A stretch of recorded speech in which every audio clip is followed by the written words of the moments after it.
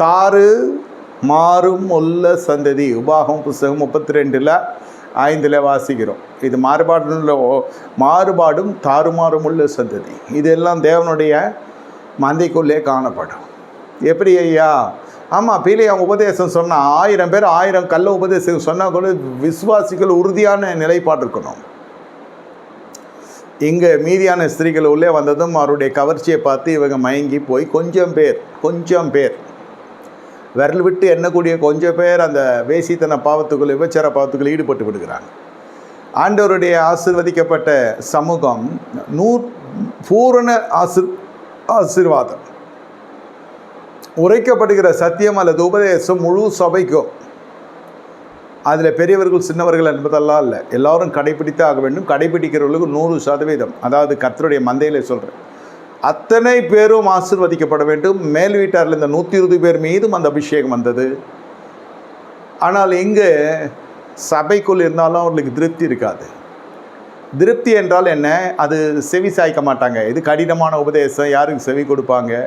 நம்ம இந்த சபையில் பெண் எடுத்துட்டோம், அதனால் இந்த பெந்தகோஸ் பொண்ணை கல்யாணம் பண்ணதுனால நம்ம இதுக்குள்ளே வர வேண்டியதாக இருக்குது. இது ஒரு சாரா.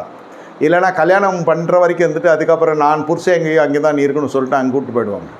இந்த மாதிரி நல்லா சம்பாரிச்சிருக்கும். சத்திய மார்க்கத்தில் இருக்கிறதுனால கர்த்தர்களுக்கு சம்பாதித்தை கொடுத்துருப்பார். இது நடுவில் சோரம் போய் இருக்கிறதுனால தான் பாவியாகிய மனுஷன் உள்ளே வந்து விடுகிறான் வாழ்க்கையில். இது தெரியாமல் கட்டுறேன், தெரிஞ்சு கட்டுறேன்றதெல்லாம் இல்லை. உறுதியான நிலைப்பாடோடு கர்த்தருடைய உபதேசத்தில் நிலைத்திருக்கிறவர்களுக்கு கர்த்தர் எப்பொழுதுமே நன்மையை வழங்குவார். இது எதுலையாவது மயங்கி இருக்கும், இதுக்கிட்ட வேலை இருக்கும், அவங்ககிட்ட வீடு இருக்கும், மிக பிரதான சாலையில் இருக்கும், மிக முக்கியமான இடத்துல இருக்கும், மாப்பிள்ளைக்கு வீடு இருக்குதுன்னு சொல்லி போயிருப்பாங்க. இந்த அம்மா கையில் வேலை இருக்காது, அதை மறந்துடுவாங்க. இருக்கிற ரட்சிப்பை அடகு வைத்து விட்டு இல்லாது இருக்கிற ஒரு காரியத்துக்குள்ளே போயிடுவாங்க. அப்போது நீதிமான் இல்லை, துஷ்டனும் துன்மார்க்கனுமான மனுஷன் வேஷம் தரிக்கப்பட்டு நீதிமான போல் உள்ளே வந்து திருமணம் செய்து கொண்டு போவான்.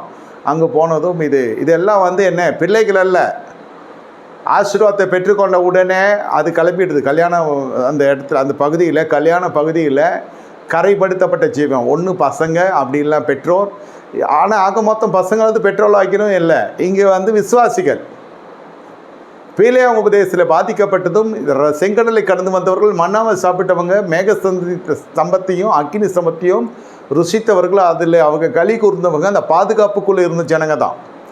கன்றுக்குட்டி ஆராதனை பங்கேற்றவங்களும் இந்த ஜனங்க தான், யாரும் அந்நியர்கள் இல்லை. இது சபைக்குள்ளே காணப்படுகிறது. மாறுபாடு சந்திட்டு விலகி ரட்சித்து கொள்ளுங்க. இவர்கள்கிட்ட உண்மை இருக்காது. இவர்கள்கிட்ட மாறுபாடில் சந்ததியில் இது பிள்ளைகளே இல்லை. முதல்ல கர்த்தருடைய பிள்ளைகள் அந்த அதிகாரமே இல்லை.